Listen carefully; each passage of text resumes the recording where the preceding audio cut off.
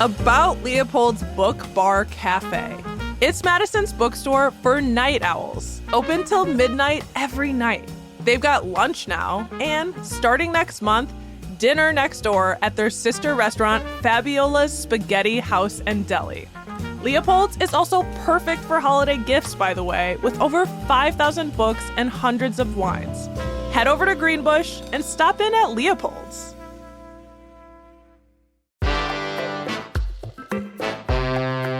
Today on City Cast Madison. The next time you visit a local bar, you might notice folks playing with little game cards. Those are pull tabs, gambling cards with pop bros that open to slot machine-esque icons. You can find them in almost every Madison bar, but something you might not know is how they even exist. Our state is super restrictive about gambling outside our official lotto.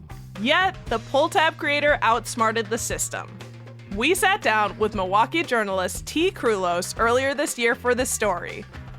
It's Wednesday, December 6th. I'm Bianca Martin, and here's what Madison's talking about.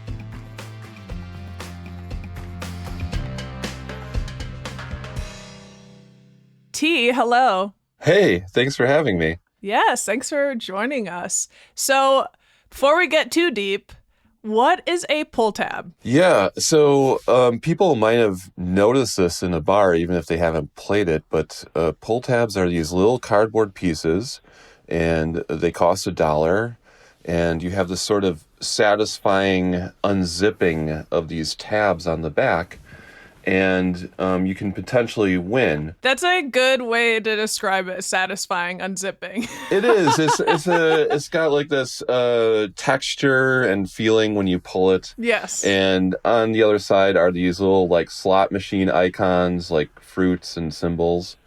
And you could win. You're not going to win a huge fortune, but you could win a few dollars and a maximum jackpot of $250, which, it's some money. It's good. Yeah, so they're in taverns across Madison, and I did encounter them and have used them. I was like, what is going on here? What is this? Because there's a bar over in Atwood, and I got one. I won $1 right off the bat. And you know what I did with that $1? I bought another pull tab. Exactly. Yeah. I've played quite a few times, especially when I was working on this article, and I'm going to tell you the max that I won was $2. Okay. But you know what? I was excited that I won $2. I was like, hey, I won something. It's a thrill. That's what, and that's part of the story, right? Is like, how is this legal? It's like a sort of gambling, but the max you can win is $250. So, yeah. And you wrote a story. The origin story is even stranger than you might think. Yes. Yeah. And they're called Wisconsin Souvenir Milkcaps. Yes, that is the major pull tab publisher here in Wisconsin. The story is really convoluted and strange and kind of a rabbit hole, Yeah. Well, there's a part in your article that was like, you asked different folks, like, how does this work? And the bar owners or the bar folks, they didn't even know. No one really knows. And they had a bunch of great guesses. No one really knows. And to be honest, even after all the work I did, I'm not sure that I understand entirely. We're still a teeny bit confused. Well, your article did a great job of describing it, so I feel like I kind of understand. So let's talk about the origin story, the Wisconsin Souvenir Milkcaps. Who came up with this idea? This was invented by a guy named Walter Borer, and he was in the business of providing what you call coin-operated amusement machines to bars. So that would be jukeboxes, pinball machines, stuff like that. And he had this idea. He was heading into retirement, and he came up with this company as sort of a retirement business. Here is the major thing that he considered. So I want to read you Wisconsin Statute 100.16 (1). This is one sentence, by the way. Okay, here it goes. No person shall sell or offer to sell anything by the representation or pretense that a sum of money or something of value, which is uncertain or concealed, is enclosed within or may be found with or named upon the thing sold, or that will be given to the purchaser in addition to the thing sold, or by any representation, pretense, or device by which the purchaser is informed or induced to believe that money or something of value may be won or drawn by chance by reason of the sale, period. I read that beforehand like 3 times, and I thought, I'm just going to let him explain because that's ridiculous. So that statute pretty much says that you summed it up. You can't, yes, very clearly, right? Very, very clearly. Yeah. So what all that long language means is that you can't sell gambling devices.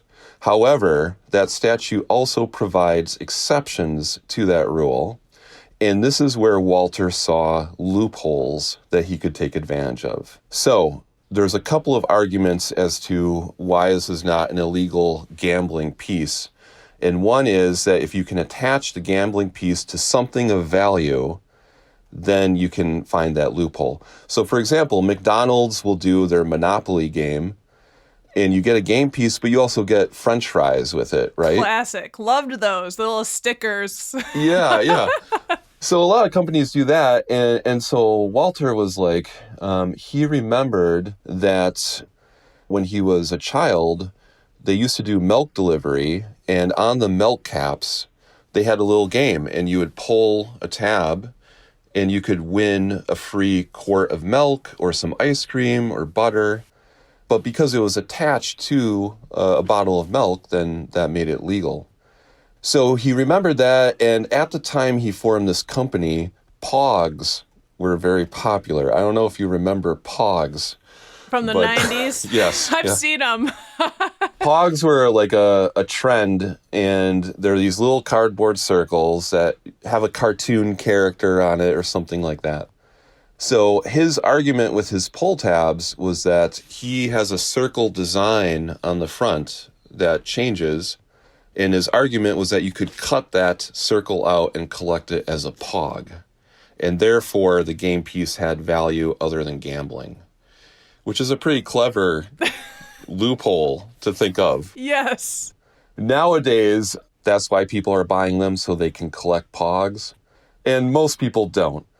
But I'll say, I don't know, some people probably do still collect Pogs. Yeah. I mean, stuff comes back in style. Vinyl is popular. Cassette tapes are popular again. That's true. I just saw some Pokemon cards that I had when I was a little kid selling for a lot of money. You're right, exactly. It makes me regret letting those go. Yeah, this is wild. So the creator of this, the Wisconsin Souvenir Milkcaps, he died in March 2022. Yes. Who's running the company now? His nephew. Still within the family. His nephew and his sister are really the only 2 employees of the company. They have a little office in Oconomowoc. It's in an industrial park. And I got to visit. They have these giant pull tabs are blown up, decorating the walls. Oh my gosh. They have Walter's milk cap collection, his vintage milk cap collection on display there. And that's where they run the pull tab empire, out of that little office.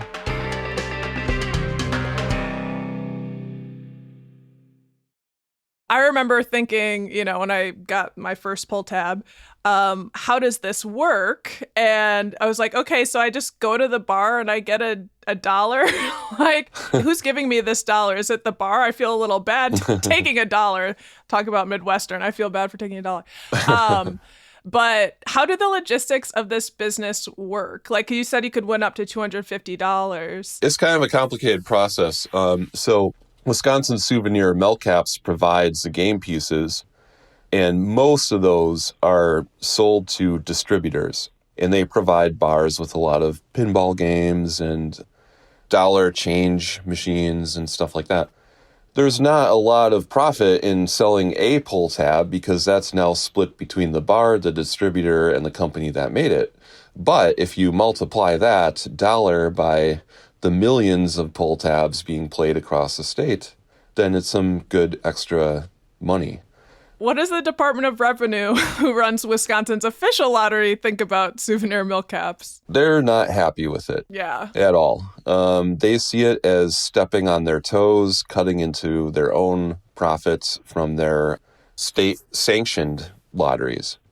This was actually a very exciting part of the story. When Walter got his company started, the police actually raided his office and they confiscated all of his pull tabs and even his vintage milk caps that he had collected. That seems gratuitous. They went in, they seized it all. We're going to take your milk caps too. Don't you ever try this again. Yeah. They took everything related to his business. And he was upset about it, of course, because he had studied that long statute that I read and designed his pull tabs to, be legal based on that. So they're not only a collectible, but the other thing that makes them legal, by the way, is they're actually considered to be a sweepstakes because you can request a form that you can fill out, mail it to the company, and the company will send you a free game piece that you can play. So that makes it a sweepstakes. Part of the loophole. Yes, part of the loophole. That you can actually, so you're saying like, you don't have to buy one of these tabs. They will send you one for free over. Yeah. Yeah. And when I talked to the company, they said, yeah, some people do that. It's usually people who are like way up north and out of range of a pull tab machine. But, the majority of people actually pay for them because they want to enjoy this while they're having a beer at the bar. Right. It's kind of an in the moment thing, not like mail something and then get it back. He was upset by this and he was like, I'm going to court. And he went to court, and I loved the decision because they were like, well, we're not quite buying it, but technically you're right. So how did he know so much about the law? Was he a lawyer? No, I think this came from business, operating a business that dealt with bars and money. He had to have some knowledge of how those systems work. Because it was like, this was his retirement plan, and it's been so successful. Yeah. I mean, doesn't it seem shady to you? I don't know. I wouldn't say that it's shady. I find it to be clever. Yeah. He saw the law, he studied it, and he was like, well, this is a way that I can work my way through this. I mean, I understand the Department of Revenue doesn't appreciate something cutting into their profits, but I don't know. It just seems like fun. It's such a fun thing that it doesn't seem insidious at all, Yeah. It's so fun. I mean, also when I was buying my pull tab, they said it's like it goes to charity. Yeah, they have a special pull tabs that give some of the profits to like breast cancer awareness foundations and stuff like that. So not all, but some of their pull tabs are charity based. I think that specific one did. And we're not the only ones who have pull tabs. Like they're in Wisconsin, but I hear they're pretty popular up there with our neighbors in Minnesota. Minnesota apparently does more pull tabs than the rest of the country combined. It's a big thing in Minnesota. Everyone's doing it. It's a huge money maker there. They do more than everyone. I think I found that there was like 10 or 12 states that do pull tabs, and they usually go by a regional name. Like I forget, one state has them, but they're called like pickle boards or something. That's fun. They have these different names, so they are legal in a few states. But yeah, Minnesota does more than all of those states combined, easily, not even close. Yeah. Do you think you can get addicted to them? Yeah, well, that's a good question. I mean, it is a form of gambling, and I think that all gambling is addictive, especially to certain types of people. It doesn't seem like something where, you'd be losing your life over it because they're only $1, but I suppose it could. Yeah. It could become a pull tab problem.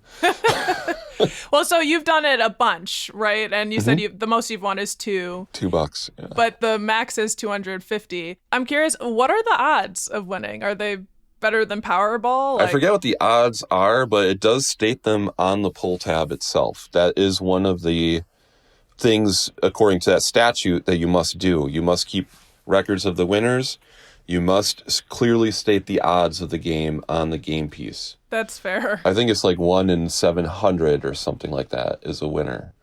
When you go to the bar, do you like go to bars trying to find pull tabs? It's so funny because before I worked on this article, I had played a couple of times, but didn't think too much about it and didn't really notice it. But now whenever I go into a bar, like my eye is like scanning the perimeter and I'll be like, oh yeah, there's a pull tab machine there in the corner. Yeah. I haven't spent a fortune, but if I see one, I'm likely to put $1 into it if I have one. It's so fun. Would you say, these souvenir milk caps or pull tabs are a quintessential part of Wisconsin bar culture? They are, I think. And this is kind of a fun, nice thing to do, especially with your friends. You throw in a few dollars and you can all sit there and see if you won. And like someone I quoted in the article said, a lot of times that money goes back into buying more pull tabs or buying a round of drinks if you get a winner. So it's just kind of a fun thing to do at the bar. They should also throw in like winning salty snacks. That'd be a big hit. Yeah. That was such a good article, such a good piece that you wrote about this. And I really trust you and your Wisconsin expertise because of how you say the word milk. Yeah, yes. Well, I was born and raised in Wisconsin, so yes. I do say milk and bag. T, thank you so much for giving us a little bit of insight into this phenomenon that's here in Wisconsin, the milk cap souvenir, the pull tabs that many of us love. Well, thanks for having me, and good luck to everyone listening that's going to go out and try a pull tab. I hope you win. That's Milwaukee freelance author and journalist T. Krulos. If you want to read his full piece on Wisconsin's pull tab history, check out our show notes. We got a link to his Milwaukee Magazine story, and it is so good, y'all.